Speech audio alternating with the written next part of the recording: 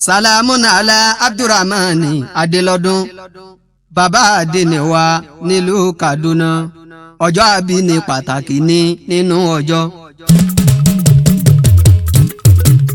Ẹ bá mi ká lọ sílé Adélọ́dún Abdurrahman bàbá mi tún lé lọ́dún kan láyé ọjọ́ àbí ní pàtàkì ní nínú ọjọ́. Ẹ bá mi ká lọ sílé Adélọ́dún Abdurrahman bàbá mi tún lé lọ́dún kan láyé ọjọ́ àbí ní pàtàkì ní nínú ọjọ́. Ẹ bá mi ká lọ óyá ẹ bá mi ká lọ óyá ẹ bá mi ká lọ sílé Adélọ́dún Abdurrahman bàbá mi tún lé lọ́dún kan láyé ọjọ́ àbí ní pàtàkì ní nínú ọjọ́. Ẹ bá mi ká lọ sílé Adélọ́dún Abdurrahman bàbá mi tún lé lọ́dún kan láyé. Ọpẹ́ fọ́lọ́run ọba tó lọ́pẹ́ tọpẹ́ tọ́ sí Abdurrahman bàbá ẹ wáyé ẹ ráyé wá 28 July ládé lọ́dún wá sáyé ọlọ́jọ́ ìbí ẹ̀mí yín á ṣe púpọ̀ ọdún láyé ọjọ́ àbí ní pàtàkì ní nínú ọjọ́.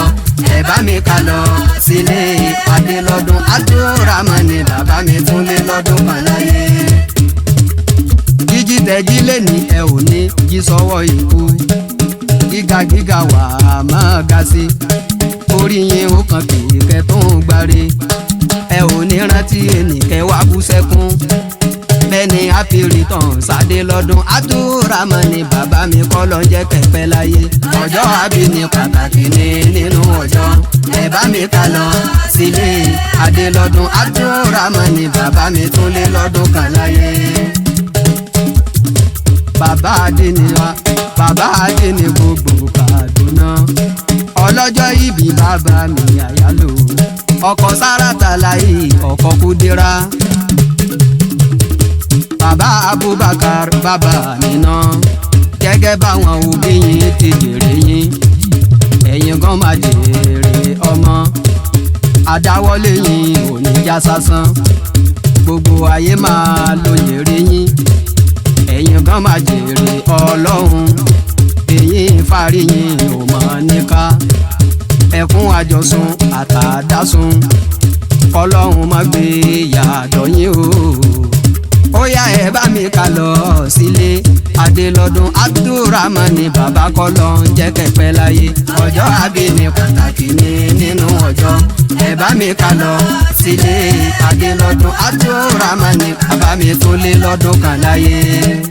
Bàbá kọ́lọ́hún má bà ẹ̀yin jẹ́ ẹ̀yin gan òkú bà tèèyàn jẹ́ torí wípé ayé gba jẹ́jẹ́ ọ̀tá pọ̀ tí wọ́n máa ń ṣèbàjẹ́ bàbá wa ò mọ̀ sí níbi ìbàjẹ́ Abdurrahman bàbá mi tún lé lọ́dún kan láyé ọjọ́ àbí ní pàtàkì ní nínú ọjọ́. Ẹ bá mi ká lọ sílé Adélọ́dún Abdurrahman bàbá mi tún lé lọ́dún kan láyé. Àkíkà ajójójó ayọ̀yọ̀yọ̀ àkíkà ajójójó ayọ̀yọ̀yọ̀ Adélọ́dún ń sọjọ́ yìí gbogbo wa lájọ.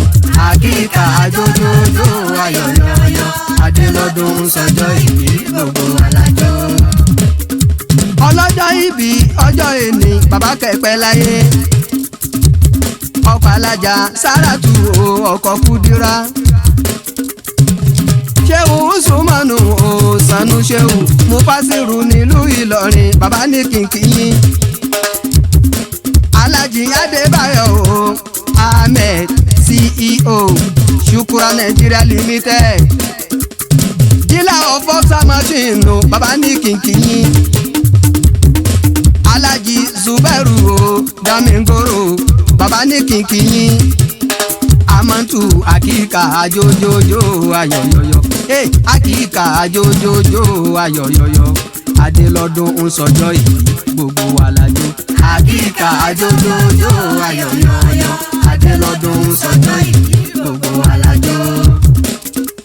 Olórí ọ̀dọ́ Abdul Fatai Oríyọmí Mayegun one Mọ́jàsọ́lá ó ní kìnkìyín gbogbo àlìhùlámà pátápátá alásàálàtù wọ́n ní kìnkìyín UMBS wọ́n ní kìnkìyín o kùlíyàtú sádùláì wọ́n ní kìnkìyín ìjọ tàlímù o wọ́n ní kìnkìyín Muslim Council wọ́n ní kìnkìyín àkíkà àjòjòjò ayọ̀yọ̀yọ̀ àkíkà àjòjòjò ayọ̀yọ̀yọ̀ Adélọ́dún ń sọjọ́ yìí gbogbo wa lájò àkíkà àjòjòjò ayọ̀yọ̀yọ̀ Adélọ́dún ń sọjọ́ yìí gbogbo wa lájò. Ansarudeen o wọ́n ní kìnkìyín Nawarudeen o wọ́n ní kìnkìyín Jamaatudeen o wọ́n ní kìnkìyín Nuru Islam o wọ́n ní kìnkìyín Nurul Karim o wọ́n ní kìnkìyín Ayatudeen o wọ́n ní kìnkìyín o àkíkà àjòjòjò ayọ̀yọ̀yọ̀ Adélọ́dún ń sọjọ́ yìí gbogbo wa lájò. Ìloro wa ní Ìlọrin kákéwù ìloro wa ní Ìlọrin kákéwù. Ìloro wa ní Ìlọrin kákéwù ìloro wa ní Ìlọrin kákéwù. Ilé gbogbo ilé bàbá tiwa kákéwù ìloro wa ní Ìlọrin kákéwù. Ìlú Ìlọrin ní Jannatu. Ìlú Ìlọrin ní Jannatu. Ìlú Ìlọrin ní Jannatu. Ìlú tó jìnnà síná mi lóníyè Ìlọrin Jannatu. Ìlú tó sún málùjánà mi lóníyè Ìlọrin Jannatu. Ìloro wa ní Ìlọrin kákéwù. Alhaji Abdulrahman Ìloro wa ní Ìlọrin kákéwù. Ìloro wa ní Ìlọrin Adélọ́dún mo ní pé Ìloro wa ní Ìlọrin kákéwù. Ìloro wa ní Ìlọrin ìlú Ìlọrin ní Jannatu. Dúníyè Ìlọrin Jannatu. Ìlú Ìlọrin ní Jannatu. Dúníyè Ìlọrin Jannatu.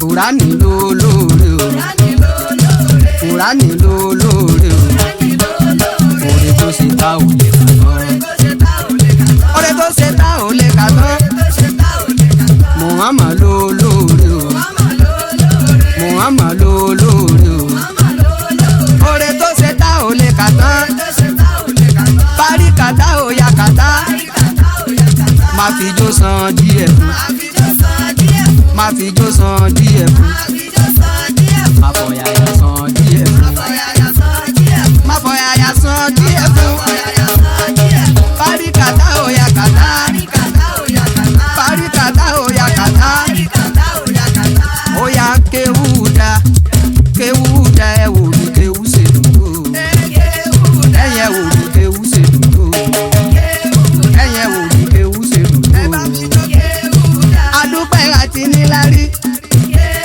ẹ̀yẹ wò ní kéwú ṣe dùn tó ọlọ́jọ́ ìbí ló ń jó Babáńjọ́lá Kúríánù o Babáńjọ́lá Muhammadu Tọ́ha àní kéwú dá bàbá mi àyálò kéwú dá o kéwú dá ẹ wò bí kéwú ṣe dùn tó ẹ̀yẹ wò bí kéwú ṣe dùn tó parí kàtá ò yá kàtá parí kàtá ò yá kàtá Muhammad ló lóore o Kúríánù ló lóore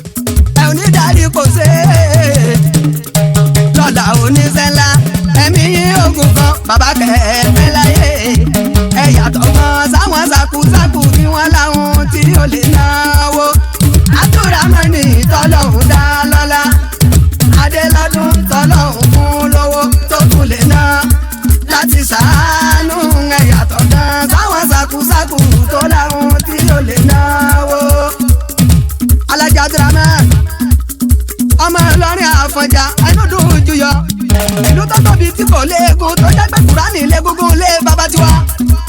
Bàbá mi àyàlò kọ́lọ̀ ń jẹ́ kẹ́pẹ́ láyé. Bàbá èèyàn ti sànù ṣẹ́wù o, bàbá mi ní ìlú Ìlọrin. Agbára sí burúkú kò nìkan yìí kọ́lọ̀ ń jẹ́ kẹ́pẹ́ láyé. Bàbá àmọ́tú bí láyé, bàbá mo dúpẹ́ dúpẹ́. Èèyàn tàlájì Ìdírísù Àdìsá Ọ̀kọ́lọ́mọ CEO New Nigeria Property. Ó yẹ kẹjọ wà láràfà ọdún yìí ṣùgbọ́n bó ṣe wọ lọ́wọ́ ọba ló ń sọlá. Kòrónà ló fa sábàbí ó bá dọ̀dún tó ń bọ̀ wá àjọ máa lọ ní bàbá ẹ̀yà tọ̀kan sáwọn ṣàkúṣàkú tó láhùn tí ó lè náwó. Abdulrahman tọ́lọ́hún dá lọ́lá Adélọ́dún tọ́lọ́hún fún lówó tó tún lè ná láti ṣàánú ẹ̀yà tọ̀kan sáwọn ṣàkúṣàkú tó láhùn tí ó lè náwó. Alájí Abdulrahman Alájí Dáúdà o Abómidé ọmọlẹ́bà ní ìlú Ìjàgbó. Agbára sí burúkú kò nìkan yìí Alájí Idris Àdìsá Ọ̀kọ́lọ́mọ ọmọ ẹgbẹ́ màálù sàbí.